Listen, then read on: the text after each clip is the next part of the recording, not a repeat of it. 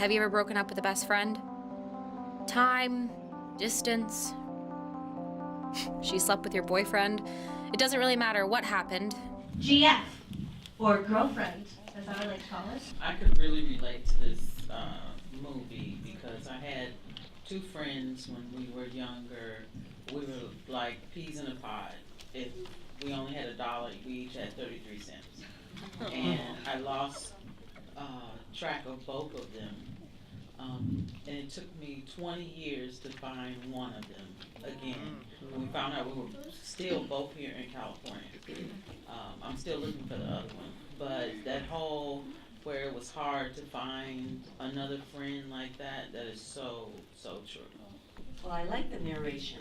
I like the fact that it was narrated and for me, that stood out for me. I just like the narration. The topic of narration, I did notice there was a switch at one point between the voiceover narration to an out loud, where she was speaking what she was thinking, in front of the camera, and that didn't really register for me. It seemed like a jarring switch. And then another thing, I didn't really believe the friendship there. I didn't see that. It didn't work for me. Between Anita and Sarah, the Yeah, one that you found? Yes, the new friend. And for example, the crazy driving scene, and she was all rattled. That's, to me, that's like, this person's a little bit of a clash in misalignment in styles. Yet, now they're best friends. I don't know. And like the times when they were having the most fun seemed like they were just drunk, So it's like, I don't know about anyone here, but if that's all, the enjoyment that I get in a friendship is like whenever we're drunk, and there's nothing else. That's not best friend material, Mine would actually be the exact opposite viewpoint. I saw the chemistry between those two characters very clearly. Some of my best friends are actually the opposite of who I am as a person.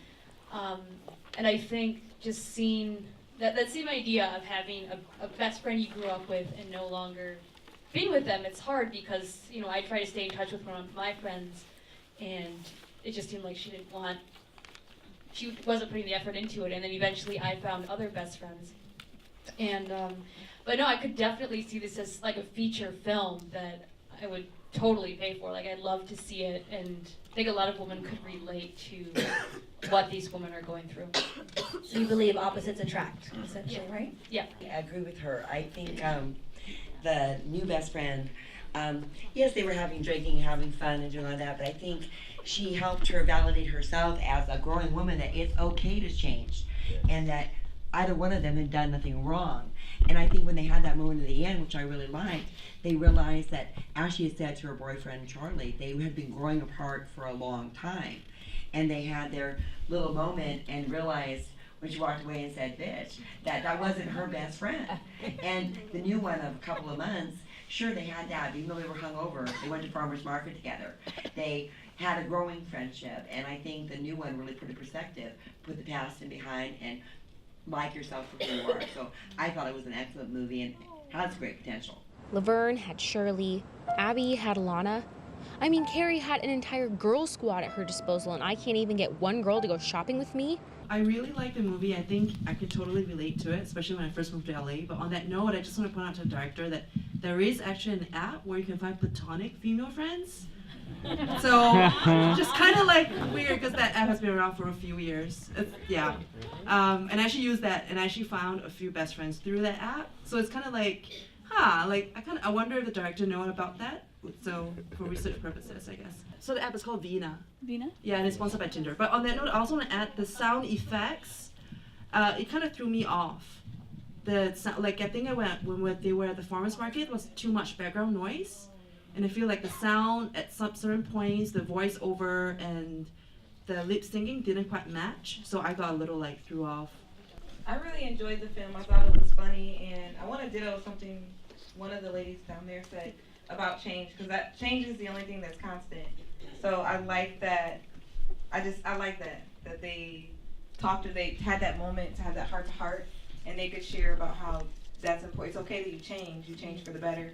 But then I do like the fact that they met out at the park or hiking, so that they didn't meet on social media, because our world is so connected that way. But then it can be awkward or weird when you try, like the part of the scene when she came out of yoga.